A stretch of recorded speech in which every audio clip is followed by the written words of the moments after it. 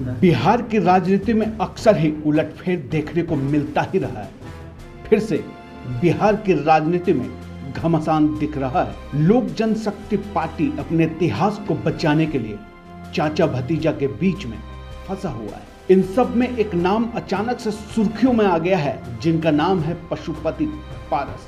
लोक जनशक्ति पार्टी में रातों रात तख्ता पलटकर राष्ट्रीय अध्यक्ष बनने वाले सांसद पशुपति कुमार पारस खुद ही पार्टी का अध्यक्ष और संसदीय दल के नेता बन गए हैं।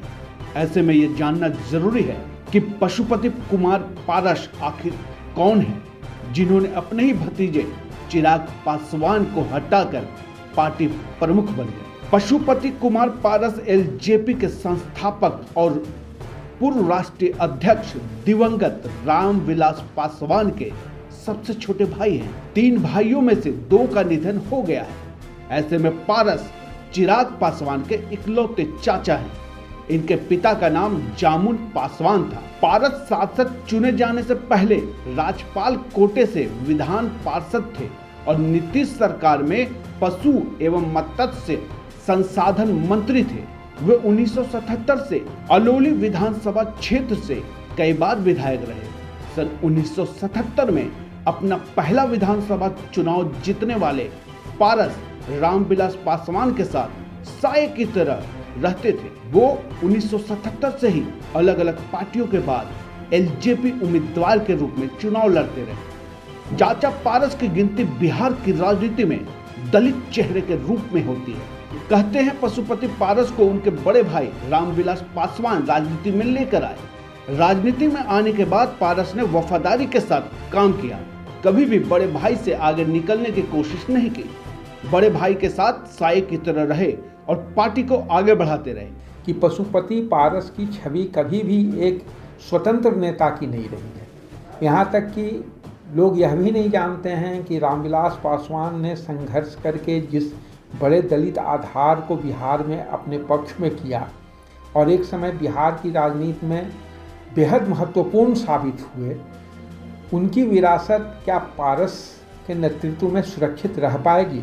कभी किसी ने सपने में भी नहीं सोचा था कि पारस इस तरह से बगावत कर सकते हैं और इसके लिए कहीं न कहीं चिराग पासवान भी जिम्मेवार हैं। इसके पीछे निश्चित तौर पर कुछ बड़ी राजनीतिक ताकतें सक्रिय हैं, लेकिन अगर हम पारस के व्यक्तित्व को देखें तो यह किसी भी राजनीतिक विश्लेषक के लिए आश्चर्य की बात है कि अचानक वो कैसे उठ खड़े हुए। अचानक उनको कैसे एहसास होने लगा कि वो जदयू और एनडीए के बहुत ही महत्वपूर्ण व्यक्ति। यह तो तय है कि नरेंद्र मोदी सरकार का अभी विस्तार होने वाला है, उसमें कुछ मंत्री हटाए जाएंगे, कुछ नए मंत्री लिए जाएंगे। लोजपा के एक सांसद की जगह कैबिनेट में है, उसके लिए दावेदारी में पारस आगे आए।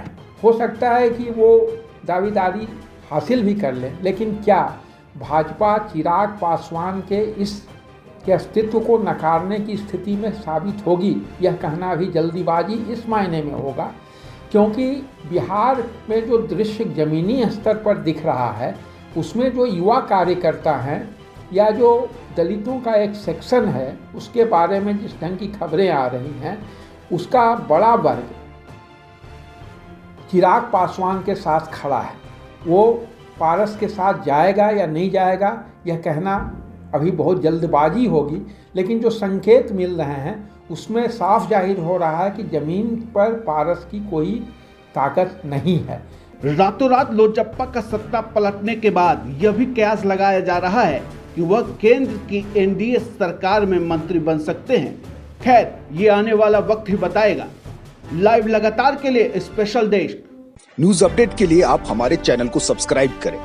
आप हमें फेसबुक और इंस्टाग्राम पर भी फॉलो कर सकते हैं। बने रहे लगातार.in के साथ।